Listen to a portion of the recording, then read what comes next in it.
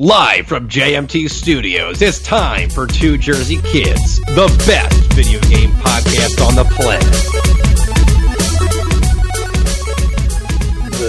What's up, all you Jersey kids out there? This is episode 69 of the Two Jersey Kids podcast, the gaming podcast that is Two Jersey Kids. I am your host, Adam Buckham. Alongside me is the ever wonderful, the best stick handler in the business, Gary Seisel, my best friend. How you doing today, buddy?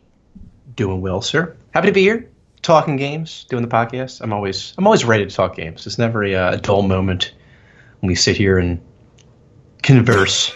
You know? My mind just went blank for some reason. Like, what do we do after we have this introduction? I can't remember. Oh, yeah, that's right. I'd say you can follow the podcast on Twitter at Two Jersey Kids. You can follow me at Adam J. Buckham, Gary at Real Scavenger 18. You can find the podcast in a lot of places: Apple, Overcast, Google Play, TuneIn, SoundCloud, all that jazz. Except for I don't think SoundCloud's up to date, and I always screw up. That I forget to delete the most recent, or not the most recent. What's the opposite of the most recent? I can't think of the word. Shit. Oldest. There's a word. I don't know. That somewhat works. The oldest post. So I accidentally run out of space and then it fails, and I'm like, shit. And you get the 3 emails from Libsyn saying like, oh, the podcast didn't go out to SoundCloud. I'm like, shit, I forgot to do that. And then I got to delete and then retry. It's not too much work. I make it harder than it has to be. It's all on us, really, in the end. I mean, that's really what it is. So I'm happy all you Jersey kids out there are here for episode 69. Me and Gary are excited to just chat about video games and all the news. I mean, the outrage that's been happening lately in some of the video game spectrum when it comes to Civ 6. We're excited to touch into that, so stick around for that. But before we get into it, Gary, as always, I just want to know, how you been doing, my man? What have you been up to? Basically just been chilling, trying to deal with this snowstorm going on. We got a lot of snow up here in New Jersey. I don't know about you down in Maryland. Did it really hit you at all? We got an inch, but I think the government was delayed for 2 hours, of course. And then, of course. Yeah, it's the government. Yeah, but I'm an essential employee, so I have to go in regardless, so it doesn't really matter. That's kind of annoying. Marta, though, was able to, get that 2-hour delay, but basically work from home, which was nice for her. Oh, nice. Yeah, I had off yesterday. I was actually going to work, but then it just got completely canceled. So I was like, all right, well, the hell with this. So I sat at home and had to shovel, unfortunately. But there was it wasn't too heavy of a snow. Sometimes you have that really it snows and then it sleets and then it's just lugging around like brick. It's terrible. But yeah, it wasn't too bad. So I've been basically chilling. I streamed a little bit yesterday. I've been doing I think I did Civ this week on Monday, and then I did some Borderlands, which I've never played before. So you finally hopped on the Borderlands bandwagon. You finally played it. I remember I mentioned to you so long ago. I remember it was free for PS Plus on PlayStation 3 way back when. Still never grabbed it because you're a lazy bastard. I just never had the itch to do it. I always had another game occupying my time, and now I'm just like, what the hell? I'll go for it. And it's a lot of fun. And funny enough, I know I used to talk about Destiny a lot on this podcast. The game, it's so obvious that Destiny took so much from this game. Just some of the character animations, the weapons, the way the game is. I don't know, the looting, the shooting, everything. It's really impressive. But at least Borderlands has a plethora of different weapons that you can find, which is insane. And I remember when Destiny first came out, I was like, wow, this is basically just kind of an not open world, but shared shooter, as they like to say, a version of Borderlands, but not nearly as expansive as Borderlands kind of is, because it's specifically a single player that you can, which was cool, was bringing co-op, and then you could go take down bosses, which was kind of rad. Borderlands 1 specifically never really got understood the story at all. I never had an idea. No clue what you're doing. I think you're a vault hunter. You're going to find some loot, but I don't know how you get there in the end, but you do get there. The second one with Handsome Jack is more easy to follow and all that jazz. And that's basically what Tales from the Borderlands plays off of, is you have Handsome Jack and sort of go from there because people understand what that storyline sort of entails. But yeah, I'm glad you hopped into Borderlands and now you see what all the hype was about. It was, there's a lot of games I've been wrong about, and I'm actually about to tell you about one right now. It's been long overdue. I've been playing some Overwatch. Wow! Okay? And I really enjoyed it. God! So wait, say that one more time so I can hear. Say it. I've been playing some Overwatch, and I've been enjoying it. Wow. And so the reason being, so it was the night after we saw The Last Jedi. Mm-hmm. My brother-in-law had been playing it for weeks, and he's like, I was really wrong about this game. I had the same I had the same hesitations as me, because I thought the game looked really twitchy as fuck. But when you don't play against pros, the game actually is slowed down a lot more and a lot easier to digest. So I've been playing as Reaper. What I like about Overwatch is that you don't have to specifically. I know you, Gary. You probably go for the kills. You're probably like a DPS person, like Reaver or fucking Soldier 76 or whatever it is. But the one thing I like is some characters, if they don't feel like they're that great at first-person shooters, they can be support characters. They can be, what's the skating dude? Lucio? Is that how you say it? You can be the meditating guy. I forget their names now because it's been so long since I've actually played, since I have no one to play with, and I don't like playing solo. So I'm sure are you playing with like your friends like Ben and Gavin and them, or? Yeah, to some degree. We haven't played it in a week or so, but when we do play, it's usually together, and it's a lot of fun when you can get a good. Like the three of us are, solid players, but it's always nice to have the extra two random people that actually pick like a nice class or something to support you. Because I'll almost always take Reaper. Yeah. Always? Come on, Gary. You got to branch out. Get out of your comfort zone. I did do some McCree. That's hard, though. That's a little bit harder. Because he doesn't really have much of a purpose. So man, you're just choosing all the damage character. You're that guy that doesn't go outside the comfort zone. You choose Hanzo every time you're on defense, right? I mean, look. So I took a business class back in college, and my professor put it right. He's like, look, you can either be the jack of all trades and master of none, or you can focus on your strengths and hone them to be great. And I was like, you know what? I'm going to be Reaper because I'm great. You know what I call that, Gary? Bullshit when it comes to video games. That's just the most asinine thing you could say about jack of all trades when it comes to a fucking video game. You're not actually putting yourself through the physical rigors of, shooting a gun. Hey, look. If I find a character that I play well with, I try to be very good with that character. I keep playing, I get used to it. Oh man, you're gonna piss some people off later on when you just automatically choose that character, even if he or she doesn't really support the best. You're attacking and you're playing as Hanzo is not really the smartest. That's why I play with my friends. They always play different characters. Smart. But yeah, that's it. I'm glad you finally have seen the light coming around to Overwatch. Again, I don't know if it was worth $60 originally at launch, but I got half off. Yeah, I'm sure you did. But now, but again, that game is amazing, and I'm sure you're playing on a PC now, correct? So, indeed. Well, a lot of fun. I guess I'm gonna never have anybody to play with because it's still on PS4 for me, and I just don't play it anymore. Well, it's really interesting. So speaking of just playing games on PC. So I for New Year's Eve, Happy New Year, everyone. By the way. Oh yeah, Happy New Year! Yay! Just dropped my phone. Sorry if you heard that. I apologize.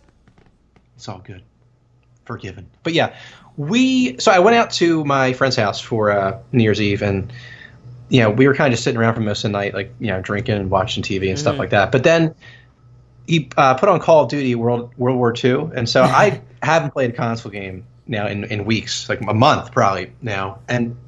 Holy shit, I was so bad. I was like, I couldn't, honestly, I was so slow on the controller. I was like, this is terrible. Like, how could I ever, not that the game is terrible or console is terrible, I just felt like, oh my God, I just feel so weird now. How do I use this controller thing? I'm not that PC master race guy. I believe you have the best of all worlds if you just have, console, PC, you can take advantage of both games. So. That's what I've been up to, everybody. I hope you've enjoyed my babbling, but yeah. So, Adam, how you been doing, dude? What a segue to ask me how I've been doing. It doesn't seem natural at all, Gary. It seemed like you almost forgot and then you remembered.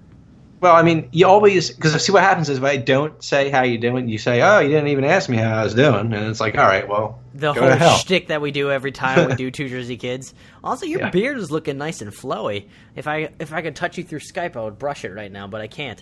My beard's getting a little scruffy because I forgot to shave recently. I always don't realize how quick my beard grows. That's not really a humble brag or anything. It's kind of annoying because I want to shave it, but I always wait till the last possible second because I don't realize it's going to grow that quickly. And then I shave, and it's painful and it hurts because electric razor sometimes pulls your hair when it's long, so that kind of sucks. But went to the doctors this week, so I got blood drawn from me because I'm an adult now, and adult doctors like to do that, and I fucking hate it. I hate getting my blood drawn. Like, because I normally get a little faint when it happens because I don't like needles. Blood should stay in your body, not out of it. That's my opinion. But I was fine going through it because I was talking about, the most small talk thing with the nurse. She was talking about the weather and driving to work because it was somewhat icy in Maryland. But again, I should point out people freak out apparently now when it snows in Maryland. Compared to when I was up in Jersey, people would freak out a little less. They still freak out around here. They go to as soon as the snow is mentioned, you have people buying extra heaters for their houses. I'm like, it's a foot of snow. You're going to be out of your house. It's so true. It's so stupid. It's like, what are you guys doing? You're buying toast, milk, and eggs. There's nothing to do with those combinations besides make French toast. It's a waste of time. You're all morons, every one of you. I don't care what anyone thinks anymore. I mean, after doing 69 episodes, 69, we sort of stopped caring. I think we're probably over 100 for sure episodes total in tow. Maybe by the time we hit the 10,000, we'll finally be pros at this. Probably not. But yeah. Gaming-wise, haven't played too much. I actually got Martha to play Super Mario Odyssey, which was kind of cool on the Switch. She enjoyed it. I had to beat a few bosses for her, or the first one anyway, because she was freaking out. Because I realized when people that aren't used to gaming, it's so strange when you watch people that aren't used to playing 3D games or just games in general, how they don't hold the controller properly, how they're not used to holding a controller. I'm not throwing insults. I completely understand how this is, strange and unusual, and I feel like the best solution is not to try to, because sitting on the outside, you're always wanting to push them in the right direction, but you have to sort of sit back and let them figure it out and then give them a little guidance when they're really confused. But she really enjoyed it because I always thought the Nintendo games would be kind of up her alley because they're very, I don't want to say baby games, even though I've always called them baby games, making fun of it, but they're more simple to understand, and they progress pretty nicely. They have a nice learning curve, and I was mentioning to her how Super Mario 64 was kind of my first inundation with 3D Mario platforming, and that's kind of how I got better, I think, at 3D games is playing, Mario Sunshine and Super Mario 64 on the DS, which was kind of, I finally got used to that sort of control mechanic of the camera behind and everything, and I feel like maybe if she continues playing it, I don't know if she wants to, maybe she will, maybe she won't, maybe she'll get better at the controlling in general. We kicked up Stardew Valley, never got actually we got to the main start screen, and the van started driving where we're going to our farm called Puppy Farm, because that's what she thought of, because she's adorable. But we haven't got anywhere farther in it, so I have no idea what's going to happen with Tayshae's farm. But you've never played Stardew Valley, nope, right? You've never played it. Okay. We may fire it up tonight since it's freezing. It's so cold outside.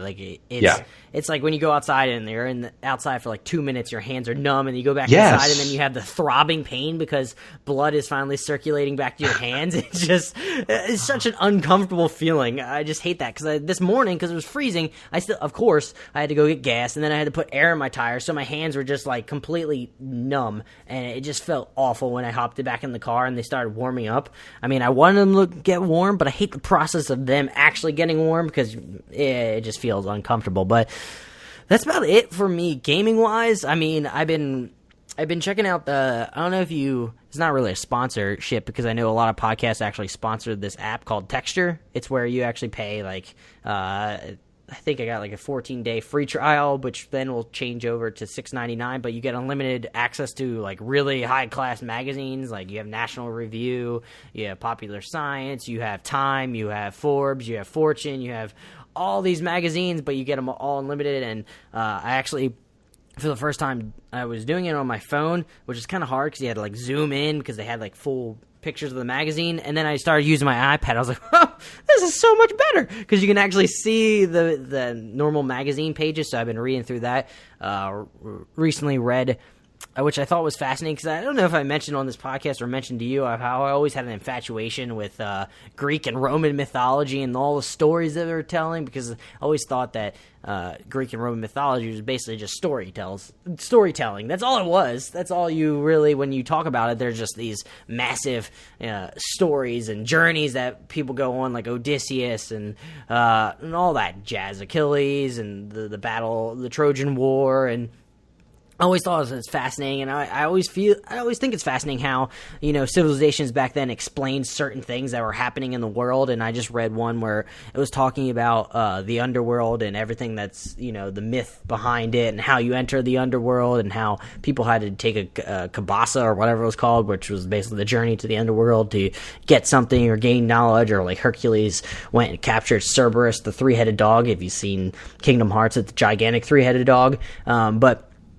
I think it's fascinating how they explain certain things. Like, for example, in how seasons come about. They explain seasons in this way, how Hades, he wanted a wife, so he basically stole Persephone, a god, some form of god, and ended up wifing her. And her mother, the goddess of agriculture, Detmer, I think that's how you say it, was sad and was looking for her all over the place. And then on Earth, all the agriculture and trees started to die, and Zeus had to make an arrangement with Hades and Persephone that Persephone was allowed to come for half of the year back to Earth. So Detmer was happy, and that's why you have spring and summer. And then when Persephone leaves, goes back to the underworld for the other half of the year, that's when you have the fall and winter. And I always thought that was like, wow, such a convoluted sort of roundabout way to explain why these things happen. But I mean, back in that day, you don't have, there weren't as many scientists that were trying to explain things, and they had to figure out some way to explain what was going on, and they used their religion to explain it, which I think it's kind of fascinating. And not to mention, if, for example, a scientist did have a theory for how something happened, they could also risk death from saying it. So. I mean, I don't know what it was like for scientists, like the quote-unquote scientists back in Roman Greek times, back when they were, Rome was thriving. I'm not sure exactly what it was like. I just know what scientists were when you were go against the Catholic Church. That's what I've always remember hearing about. The Catholic Church was not too much of a fan of stating that the Earth revolved around the sun. They wanted it the other way around. What was the other one? The Earth was circular or spherical, not flat. God, I don't want to get started on flat earthers. God, that really annoys the crap out of me. And but I'm just going to take a chill pill. But yeah, that's the problem is that Adam is just so deep into the conspiracy. He works for NASA and he knows the truth. He just doesn't want to admit it. Yeah, we actually didn't send anybody to the moon. All these satellites are just fake numbers on the screen that just give us our job, and we just don't do jack squat. Except for if you go. Sometimes when you go to the any government facility and see the workers there, come on. You really think that they could pull off something like that? I mean, really? Without anybody saying a damn thing? Okay. I'm done. I'm done. Gary, since you missed last week, this week, it's time for This Week in Gaming, brought to you by Gatorade. Gary, what do we have on the slate? Well, to be honest with you, not much. This Week in Gaming has been struggling a little bit lately. Last week we didn't do it because of our, we had a lot to talk about in the intro, I guess. But so this time around, there's not really a ton of stuff releasing. But anyway, I have NCAA Basketball 2007 releasing on Xbox 360 in 2007. Now, the PlayStation 2 and Xbox version actually released a little bit earlier. So this is, I guess, the next-gen entry of the franchise. But this game featured former Gonzaga player Adam Morrison on the cover, which I'm sure Adam is a huge fan of. Thinks he's a great player. But in terms of features, anything new to this game, I found a few things on Wikipedia, as always. So some of the features included using a new dynamic crowd environment. The game features a noticeable difference between high-energy schools such as Kentucky, Indiana, Duke, or North Carolina, as opposed to smaller, more subdued crowds for less schools with less popular basketball programs. Having a winning program will unlock a pep band, a student section, and a cheerleading squad to help motivate the players on the floor. The team behind March Madness 2007 has worked to make sure that the location of all 325 school bands and student sections are as authentic as possible. Some of these features, by the way, actually I think are really cool because I feel like these games obviously weren't as realistic as the ones we have today, but we always get into this discussion, Ab and I, about how the more realistic games got, the less fun they became. No, I loved NCAA basketball games back on the PlayStation and Xbox. They were so much more arcadey. It was basically like what NBA Live was, but just in the college format. It was rad. Indeed.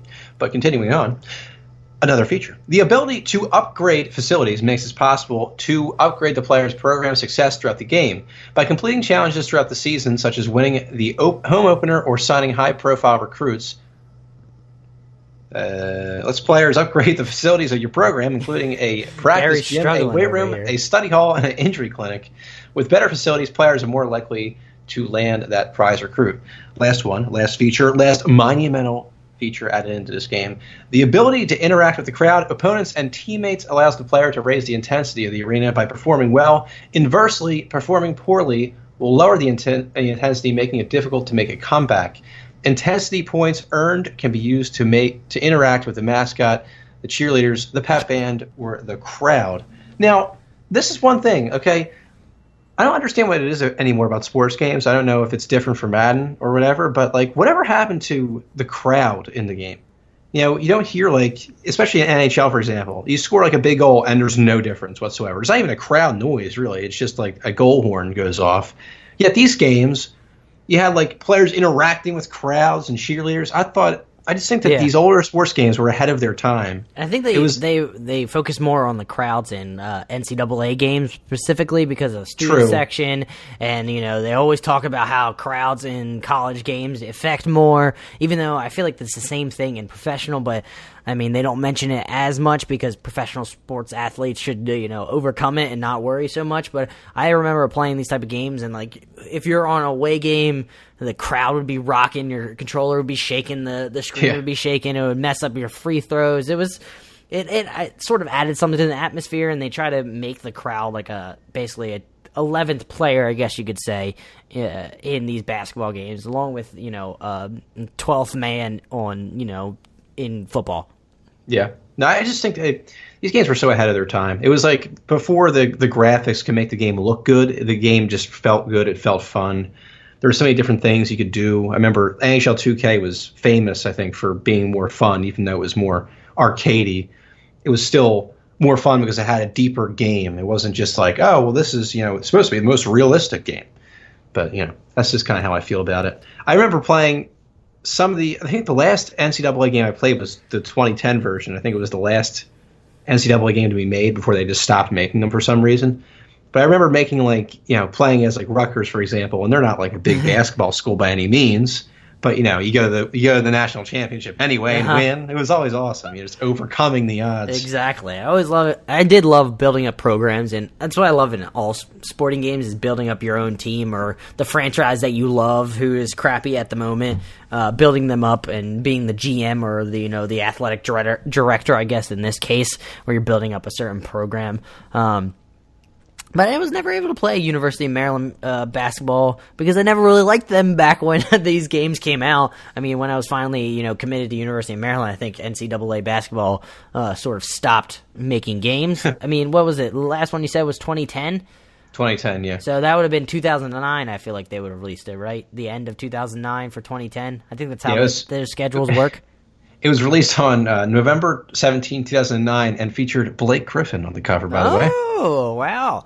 But yeah, I was still in high school at the time, never committed to Maryland, I don't think yet. So, yeah. I'm sorry, Maryland, but I would love to play you in those games now. That's consolation, right? But it's always strange in those games how, because they can't pay student athletes for being in them, they use their likeness, they use their number, but they don't use their actual name because you can't promote anything that has student athletes in it. It's just, it's funny. It's not about the money. It's not a business. Yeah, of course not. And then they, choose basically athletes that already came out and are now professionals on the cover of these games, which is kind of funny. Like back in, I think it was 2004 was Carmelo Anthony. You said 2010 was Blake Griffin. 2009 was Kevin Love. 98 was Tim Duncan. He was the first guy. Wow. I think. He was look at you from dropping the knowledge. Look at you. Look at you. Yeah. Wikipedia. 2005. You know who was on the 2005 cover, Gary? He's actually on the Philadelphia 87ers right now. Really? I have no idea. Emeka Okafor. Oh, wow. Holy crap. I think he was the first player drafted in that that year, which is kind of strange because he didn't turn out that well. But that's neither here nor there. I could be wrong. What do I know? I'm just hosting a podcast about video games. Should we get to the news? Sure. Take it away. That has been This Week in Gaming. Oh, yep. Good job, Gary. Starting off, we have Nintendo Switch is apparently the fastest selling home console ever in the U.S. 4.8 million units have been shipped in the country since the console's launch on the 3rd of March last year. In a triumphant press release today, well, a few weeks back, I got it from an article, so I apologize. I am plagiarizing, sort of. I think it's from Eurogamer, so, credit to them. Nintendo confirmed that its 10th month total was higher than any of the other home console in the U.S. history. The previous record holder, Nintendo's own Wii. That's not really surprising. Nintendo's own software has a high attach rate to the console. More than 60% of the U.S. Switch owners have a copy of Super Mario Odyssey, while 55% own launch title Zelda Breath of the Wild. Looking to the future, Nintendo highlighted its upcoming Kirby, Bayonetta, and Yoshi games for the Switch, all due out in 2018. There's no mention yet of Metroid or Pokemon. Third-party publisher EA, Activision, Ubisoft, Capcom, Sega, Take-Two, and Bethesda were also name-checked as having continued support for the Switch in the pipeline. That's one should point out that's exciting for people that have supported the Switch or are supporting the Switch, me being included, that there are third parties that are, planning on bringing games to the Switch down the pipeline. Hopefully Nintendo gets that whole 64 gigabyte cartridge sorted out so you can get larger games to come over. So it's exciting to see Nintendo actually on a competitive foot now, where before it was a two-dog race with Microsoft and Sony. Now Nintendo sort of popped in and sort of switched up the game a little bit. See what I did there? That's gross. But yeah, I mean, a competitive Nintendo is always an exciting Nintendo. You always want Nintendo to be competitive. I mean, Nintendo can always, if they end up failing eventually down the line, there's the word. I don't think they will right now with how well the Switch is doing, but they can always jump back to the software because their software is just bar none. Everybody loves Nintendo games, and so I'm just excited to see that Nintendo Switch is doing well. It's bringing games that people want to play. It's a better version of the Vita. I'm sorry to say, I was debating on when I got the Switch to tweet out, "Oh look, I got a Vita too," but I didn't want to go down that route.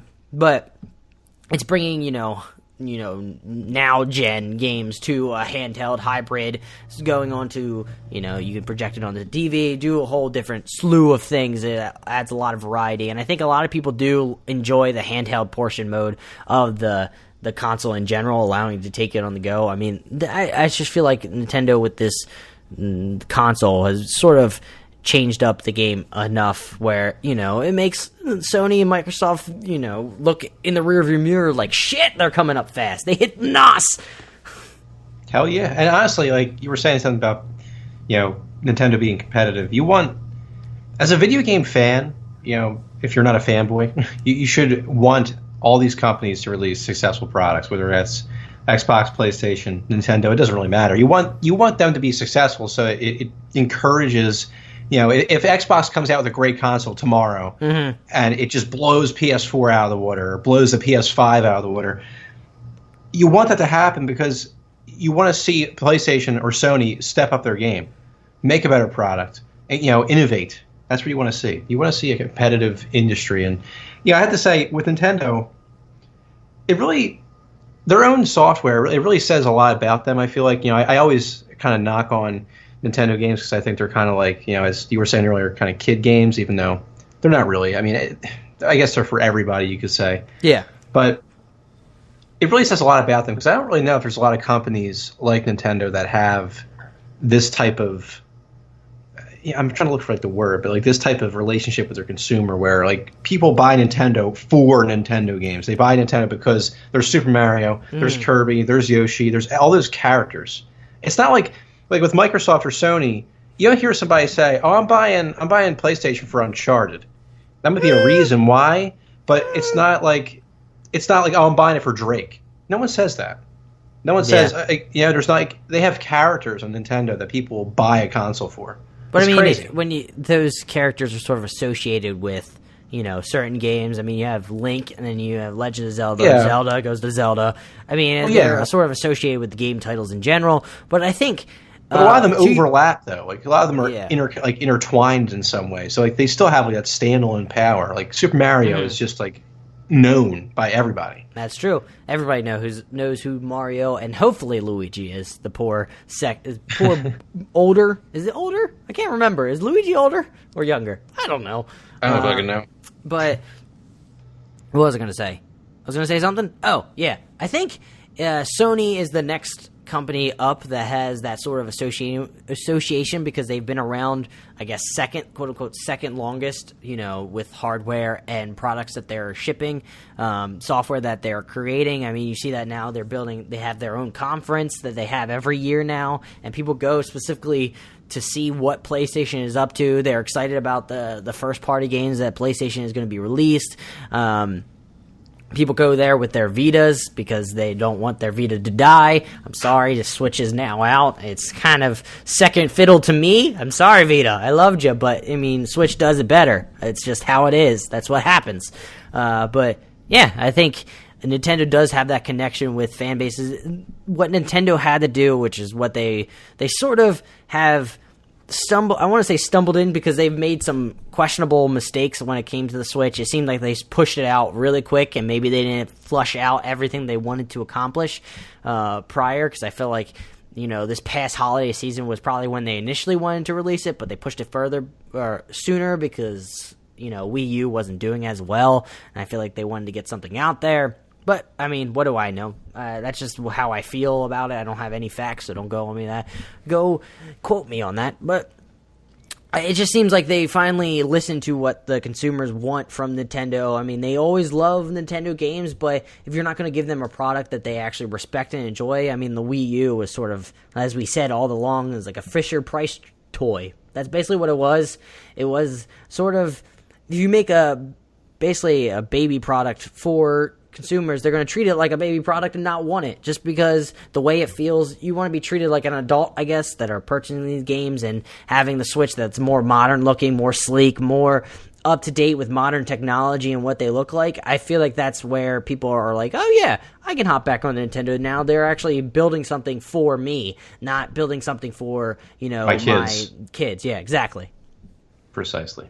Spot on analysis. Moving on, apparently there's a Burnout Paradise HD that's apparently, gathering steam. The rumors and everything. Burnout Paradise, Criterion's excellent open world racer from 2008, or 2008 as people like to say, looks set to make a triumphant return. Several reports have now penciled in an HD re-release for launch in March, likely for both PS4 and Xbox One. Last night, the reliable Gamasutra, reported on a Japanese retailer listing for Burnout Paradise HD Remaster, the title is title tentative, on March 16th for 4,104 yen, about 26 euros. I think that's a little like $30. It follows a similar sighting in Brazil last month when PS4 and Xbox One editions of the racer popped up as March 1st launch date via the local retailer. I'm actually excited for Burnout Paradise. I love the Burnout series, and I remember I never got into Burnout Paradise specifically, but I keep hearing back. I remember watching Giant Bomb videos, and they always talk about how they want another Burnout Paradise. They really love Burnout Paradise, and now they're getting HD remastered. So I've always been interested in, hopping back in, or not hopping back, or trying Burnout Paradise whenever if it did ever get an HD remastered, because I know people hold such a love for that game. So it's kind of exciting to bring it back, and I'm sure a lot of people are excited about it. Indeed. And I also see a lot of people I'm looking in the comment section right now because I don't think I've really had much of experience with Burnout before. I think we played together, right? Over your house a few times back in the day. Yeah, I'm sure we played like the crash mode or something. Yeah, where we just basically blow things up and stuff like that, or crash mode. But yeah, it appears like it looks like a lot of people want 3 or 4. Burnout 3 or 4 is apparently those are the ones that people are excited about most. They prefer that to Paradise, but really? I'm sure that if you're a fan of the game, I don't know. I mean, if I had a game coming back being HD remastered, I'd be pretty excited. I don't care what particular game in the series it was. But yeah. I concur. We're in an era of HD remasters and early access titles. I mean, it's kind of true. I mean, one of the top best-selling games on the Switch is a remastered of what was on the Wii U, Mario Kart 8 Deluxe. So, yeah. I mean, that's just how it is nowadays. I mean, GTA 5 is still top on the charts. I mean, who cares about new stuff? Let's just stick with the old. Remaster, remaster, remaster. Am I right, G? Indeed. So now we're about to get into a doozy of an article. You ready for this, G? Let's roll. All right. So apparently Pound Maker, the Cree Nation leader, is not happy with the Chiefs' portrayal. Oh, no. Pound Maker, Cree Nation, not happy with Chiefs. The title of this weird. CNC article is weird. So Cree Nation's not happy with a portrayal of a Cree Nation character that's going into Civilization 6 is basically the title. So while Pound Maker Cree Nation headman Milton Tusi was initially excited about Chief Poundmaker's inclusion, he quickly soured on the idea. Quote, it perpetrates this myth that First Nations had similar values that the colonial culture has, and that it is one of conquering other peoples and accessing their lands. He said, quote, that is totally not concert with our traditional ways and worldview, end quote. Speaking to CBC Radio's Saskatchewan Morning, Tusi, man, these names, I screw this up, said he's very sensitive about how First Nations are portrayed in the media. Quote, this is not new. Hollywood has done a job for many decades of portraying Indigenous people in a certain way that has been very harmful. Tutsi says video game publisher 2K Games, which is behind Civilization series, should have formally approached the community offering tobacco and speaking to elders. He says no one from First Nation was consulted about the project. Quote, it's a little dangerous for a company to perpetrate that ideology that is at odds with what we know, he said. He was certainly not in the same frame of mind as the colonial powers, end quote. And then I went around looking at certain articles of what they wrote about this, and I thought PC Gamer started off with on the right foot, in my opinion, and then it sort of confused me. They stated, quote, As nuclear Gandhi has taught us, Civilization isn't the sort of game that cleaves closely to historical accuracy. But the case of the Cree is more problematic than most because it remains an extent civilization that continues to struggle with the gross inequities caused by colonialism. In that light, a historical portrayal of the Cree as being an equal footing with other civilizations jockeying for world domination seems particularly galling, end quote. And they also continue, which confused me even more. Quote, Civilization 6 Rise and Fall appears to set to portray Poundmaker and his people in a favorable and relatively non-warlike light. Cree's strength lies in diplomacy and trade rather than military power.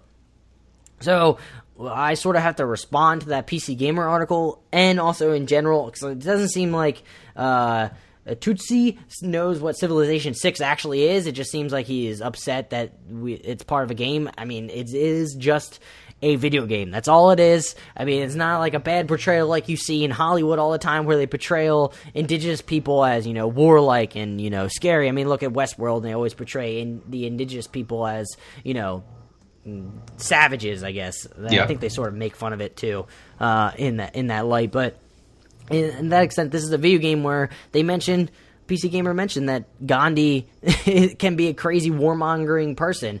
But they go about saying that, the fact that the Cree Nation is being hampered by, colonialism nowadays, is that not allowed to have us, basically stating that because they are unequal in certain ways nowadays that they can't be put into this game, which is kind of strange because I thought back, like, the Aztecs are in Civilization. Are they not allowed to be in the game? Or the Spanish not allowed to be in the game because they conquered the Aztecs and the Aztecs are not around and there was atrocities that were committed towards the Aztecs by the Spanish? Or the Mongols, should they not be allowed in the game because they were a civilization that committed atrocities towards the Chinese nation? I mean, you could go back to Germany. Should Germany not be allowed for their atrocities that they committed in the past? I mean, here's what I say. What the fuck does that even mean? Here's what I'm thinking. Is that history, no matter what, you look down the line of every civilization, it's not pretty. I mean, it's dirty, no ifs, ands, or buts. But I think, like, just because a civilization is committed wrongdoings or are feeling, certain civilizations are feeling, unequal in other sense, or they feel like they're being pushed down on, I don't think you should not include them in a game somewhat based in history where they have caricatures of leaders that are leading a certain civilization where it sort of doesn't mean as much. I mean, this whole game is based about just, building up a civilization.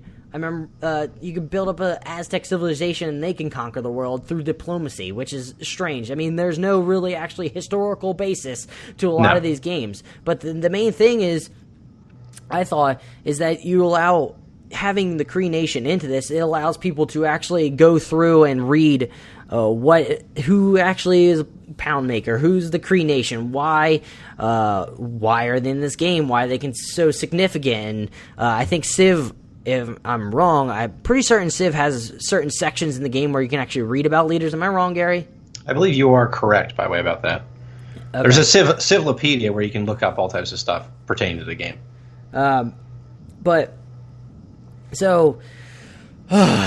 this is just, it just kind of annoys me when they sort of are stating, it seems like they're trying to blanket out, just because this nation is facing inequalities, they say, from colonialism, that they shouldn't be allowed into this game, where now you're basically hampering education. But if there's these inequalities, I feel like the best way to fight them is actually education, is getting people educated on the inequalities that, these native people are feeling towards, they're being taken advantage of in their reservations. But I mean, a lot of the people on Twitter are always going to be outraged about something. They wanted to jump into the mix, like how they felt. I was thinking about it, and then I felt like this is completely wrong. I was like, why? Why is this completely wrong? I mean, is it completely wrong when you actually go down the rabbit hole and you figure out what's going on in these native reservations where, you have suicides rate through the roof. You have, rape is a lot higher in those reservations versus out in the actual world, the normal world, I guess, in the U.S. or in, I guess, other colonial societies, I guess you could say. And there's a lot of things that you go down the rabbit hole, and maybe you should worry about fighting those instead of worrying about a video game. That's just how I feel. If you want to be outraged, be outraged about the inequalities that are happening to that reservation or what's happening inside the reservation that these people are perpetrating. I mean, and they sort of want to blame, colonial societies for their downfall, and I've read multiple sides from the Atlantic and National Review, so you can go down the rabbit hole and figure out how you land on this topic. And it's not really a political debate here, but if you want to be outraged about something that matters more. That's just what I feel like. Donate to some cause that'll help, the inequality. Do something instead of just tweeting out that you are outraged about them including this nation, or you're outraged at how they portrayed this historical nation, which is based on history that it did happen. Poundmaker, I think he orchestrated a peace between the colonial in Canada and his tribe, if I'm correct. In my research, I can't remember. I researched earlier today. A lot of stuff at work happened, so it sort of flowed through my brain. So hopefully I'm right. I'm sorry if I got anything wrong, but just Gary, take over. Okay. Well, I mean, I agree with everything you've basically been saying, but there's it's really interesting. I think I've said this before to other people, and I feel like I have to say it once more. I feel like we've reached a point in society now where we don't really, at least in the United States, okay, I'm not speaking for everybody in the world or even everybody in the United States, but for a lot of people in the U.S., I think we've reached this point where we don't have like dangers facing us every day in terms of like, oh, I might run out of food, might run out of water. So like we have a lot of things taken care of, and now people are starting to, they feel like they have to add a greater purpose to their life by focusing on these absurd issues. Like that, you had that Pepsi commercial that comes out that everybody flips out on Twitter, and then you have this happen where everybody freaks out about a video game. If you want to focus on the actual issue that's happening, like, if you wanted to focus on, potential, bias when it comes to, like racial bias, or you want to focus on how, like you said, Native Americans are being treated in this country, fine, absolutely, go ahead and do it. You're free to do it in this country, but don't focus on a video game. Don't have that be the sudden focal point when it comes to like, oh, well, this is the biggest problem in this country right now, we got to focus on. Come on now, it's just so ridiculous.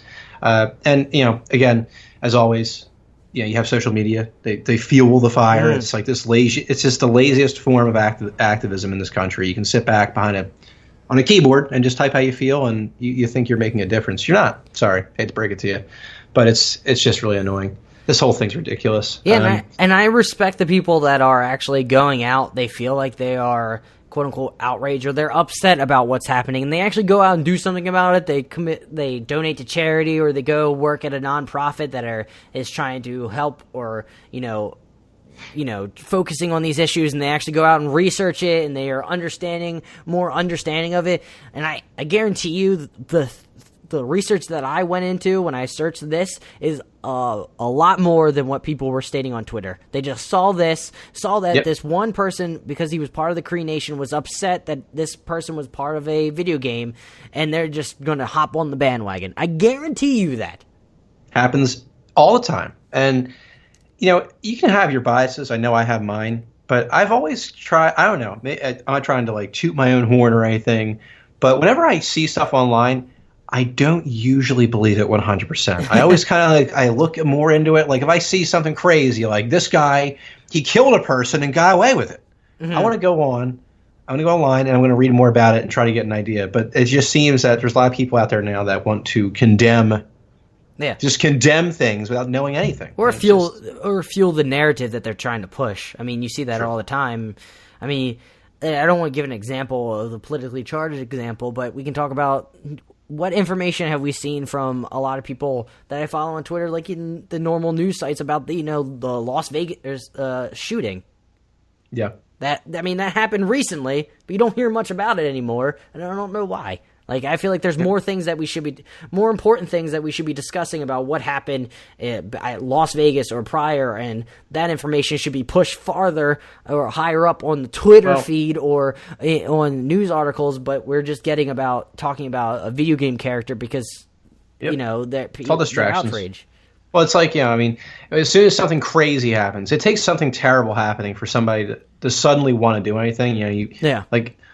It could be 9/11. It could be the Las Vegas shooting. As soon as something crazy happens like that, something terrible, that's when suddenly everybody's a gun activist, or they want to be against guns, or whatever it is. It's a shame.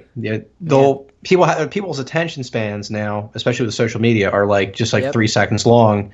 You care about something, and then you close out of Twitter, and it's out of your mind. You go on watching TV, and nothing ever happened. That's why I feel like a lot of people use fake bravado when they're on Twitter, and when you talk to them in person, they won't feel the same way, and I wonder when people are going to finally get tired of this just outrage. The meter is at 11 for everything, whether it's the left or right, where they freak out about every little thing. I wonder when people are going to get tired of it, and I hope they are getting tired of it, and maybe they're getting tired of other video game media that swings a little more to the left and is sort of in that sort of culture. So maybe they'll come to us, the Two Jersey Kids podcast. Share the podcast if you feel the same way. We don't really try to push ideas down your throat. We just, discuss how we feel about them. I'm sorry if it makes you upset. We just talk. We have a good time. Moving on. Apparently, a publisher blames PUBG for Lawbreakers flopping. The game Lawbreaker, Cliff Bleszinski game, gravity-based. I think you float around gigantic balls and you can swing around. It sounds like fun. Lawbreakers publisher Nexon has blamed the game's disastrous fortunes on PlayerUnknown's Battleground for some reason. Nexon's latest financial result included a whopping $32.6 million expense hole, quote, the majority of which, end quote, of which that article fucked up, was filled by Cliff Bleszinski's unloved game. Jesus. In the wake of the financials being published, Nexon's investors understandably want an answer. Step Up Nexon financial exec Shiro Uemura, who blamed PUBG for the failure of its take on the oversaturated hero shooter genre. Quote, our results in North America in the third quarter were below our outlook, mainly due to the sales of Lawbreakers being below our expectations. Ellipsis. Lawbreakers is a unique FPS developed for core users. We had very high expectations for its launch. However, the timing of its launch turned out to be unfortunate. Specifically, the blockbuster PC online game PlayerUnknown's Battlegrounds came out right about the same time, making the market environment very tough for first-person shooters in general and for Lawbreakers. End quote. Gary, I'm sure you have thoughts. Yes, I do. So I feel like this just seems like a lot of excuses, to be honest. This just sounds like some company trying to explain why they failed instead of actually looking at the real reasons. And I think so. I don't know much about Lawbreakers. That's the first problem. Okay, I don't think either of us really were too unbelievably familiar with the title itself. That could be a major problem for why it didn't do well. I think release date can be a problem. Tough market can be a problem, but if your game is good enough, I think it will rise above whatever competition. If Halo tomorrow released and then also Horizon Zero Dawn, I think both games would do well, despite the fact that they were in a tough release date, tough market. I mean, you could say that, but then there's also a counter to that argument when you talk about Titanfall 2, which was released in between Battlefront or Battlefield 1 and Call of Duty. It was 2 years ago, and it. In my opinion, Titanfall 2 is a fantastic game, but it doesn't have the zeitgeist that you have Call of Duty and Battlefield, and it got swallowed, basically. Fair enough. But I will say this.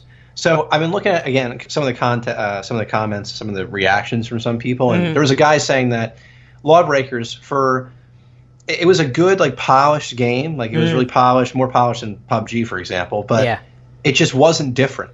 Titanfall, I guess, I'm assuming, obviously, Titanfall was definitely a different type of title. I never had an experience with it. But, in this case, for Lawbreakers, the game wasn't unique in any way. It was just another shooter out there.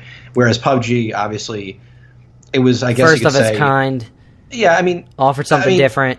It wasn't necessarily the first of its kind, but it was definitely, the first, quote-unquote, realistic battle royale. H1Z1 was more arcadey. This game was supposed to be the ultra realistic. They did it right, I guess, where people hopped on. But I think Lawbreakers. Just from what I'm seeing here, it kind of just seems like sort of an excuse. You can blame PUBG for a lot of things, I guess, but if your game was good enough, I think it could have succeeded. What other games have released during PUBG? Did Overwatch? No, Overwatch probably released first. I'm trying to think of what other games sort of like Lawbreakers released at the time that did well. I know normal games probably did well. The fact that, normal games are not really going into the realm of PUBG, so maybe it's just, I don't know. It just seems like it's sour grapes, but I can understand how it gets swallowed up by PUBG, and this is not offering anything too different. But I don't know why they're blaming, it's an easy out. Yeah, they're quote unquote a hero shooter. So why aren't they blaming Overwatch or games of that ilk? Why are they blaming PUBG instead? I feel like the main blame is the fact that you're putting out a quote unquote hero shooter that's not on the par as Overwatch is. That's the class A, that's diamond class of hero shooters now. I just feel like that's what it is. Sorry, I keep hitting my mic. Whew. Gary, I skipped one article, and I'm sorry about that. So apparently bankrupt Mad Catz is somehow back from the dead. A year ago, peripheral maker Mad Catz filed for bankruptcy, but today has announced that it's back in business under new management. The new owners are a team in Asia who worked in Mad Catz manufacturing and development before it closed. There's also a new chief technical officer, an American chap named Arnie Griever. The resurrected Mad Catz will be at the Consumer Electronics Show in Las Vegas next week, showing off a range of new peripherals. This includes a new wireless gaming mouse in the Rat line, a new Strike mechanical gaming keyboard, and a new Freak gaming headset with other new products to be announced. If you didn't know what caused Mad Catz's original bankruptcy, I basically put it in layman terms. After a successful 2011 due to Rock Band 3 and, the prominence that Rock Band had at the time and the peripherals that came with it, the company made a string of very poor decisions, one outlier being the creation of the Mojo console. So if you actually don't know what the Mojo console is, there's your explanation. They made other strings of poor decision, marketing poor ideas, purchasing companies, and then pushing products from that company where the title doesn't mean as much compared to Mad Catz, or Mad Catz is considered as, the cheap peripheral. They're not as solid as this other company that they purchased, but they're, lowering the price of this one company's product and increasing the price of Mad Catz products, so people are just not going to go to Mad Catz expensive product, because from all they've known cheaper basically controllers and stuff. That's how I know Mad Catz anyway.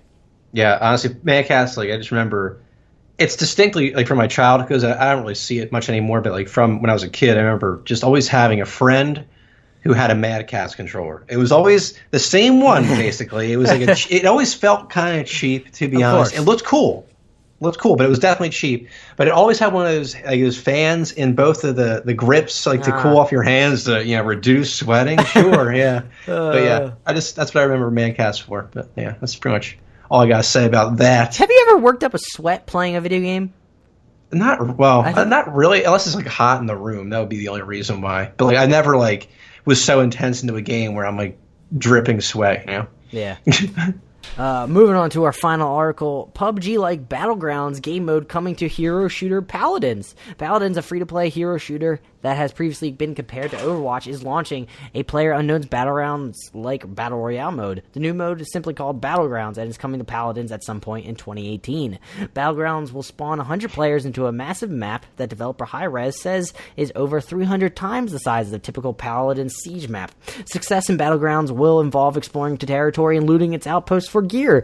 Where Battlegrounds differs from PUBG, however, is that the players are put into squads and must work together to be last team standing. I don't know how that's different, but So I wanted to ask you this question: is this too much of actual copyright infringement? I know Fortnite had a different take on Battle Royale mode, where PUBG was kind of upset, but it at least had Battle Royale. It was called Battle Royale, and it had crafting mode, so it was somewhat different. A lot different, I guess, than PUBG, because it was more arcadey. But now, now that Hi-Rez Studios, is it just making it too blatant by calling it "quote unquote" Battlegrounds, where they actually have the name in the title? I think they definitely have a case. If PUBG now wanted to sue this company, I think they could do it simply because of obviously the name. Yeah. The fact that the game itself really isn't any different at all, evidently. Now, granted, we don't know too much about it yet. I guess they'll explain more maybe about what the idea behind this game type is. But just because you're putting a team into a squad does not mean the game's different. They have squads in PUBG where you can play with friends to be the last team standing. Maybe they thought this was revolutionary before PUBG actually updated and added that squad feature. I don't know how long it takes to develop this for. I mean, it's a different game mode, so it probably took a while. So they may have had this idea way before PUBG had squads, but that's what they'll claim, I'm sure. But yeah, I mean, Fortnite, there was definitely no real basis to it. The game is night and day difference, but this game, if it intends to be somewhat realistic and also basically just have the same kind of gameplay where you just try to kill everybody, that might have a problem. What was I gonna say? I feel like they do actually have a case. Was the developer Bluehole? I think they have a case with this, because we've seen in the past how developers are able to push the fact that they're copyright infringement based on their name. And we saw an indie title from Bethesda. They said don't use Prey, so they ended up using Prey with an extra A in the word. So I mean, I feel like they have a case. We'll see how this goes in the future. I wonder how this game is actually going to be. I know they sort of got under some scrutiny because Paladins was kind of basically copy for copy what Overwatch was. They had some different characters, but they had a lot of the same type of characters. So I feel like they like to walk that tightrope of, trying to be this basically copying what other people have already done. So we'll see. But that's it for this week, Gary. Do you have anything to say before we wrap this thing up? Well, as always, enjoy being here, everybody. It's been fun. Always kind of a relaxing vibe I get from the podcast. So it's nice. Liberating. Especially after an annoying work day, But I feel seriously, though, guys, thanks so much for listening. It's been great. If you ever want to talk to me or Adam, obviously you can catch me on Twitter at RealScavenger18, or you can also catch me on Twitch. You can find all my Twitch information on Twitter, and feel free to chat at me. So, yeah, that is all I got.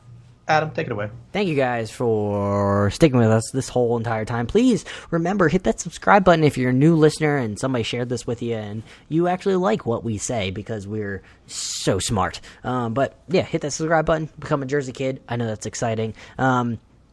You can then go rate us on Apple Podcasts. It would be great. You can also rate us on Stitcher. You can find us in a lot of places. Also, if you want to share this podcast with your friends and they know they have a different app like Overcast, Pocket Cast, all that jazz, SoundCloud, all that fun stuff that I mentioned in the beginning. But yeah, you can follow me at Adam J. Buckingham. Like Gary said, you can follow him at RealScavenger18 on Twitter. You can follow the podcast at Two Jersey Kids. We are the Two Jersey Kids. Have a great weekend. Bye.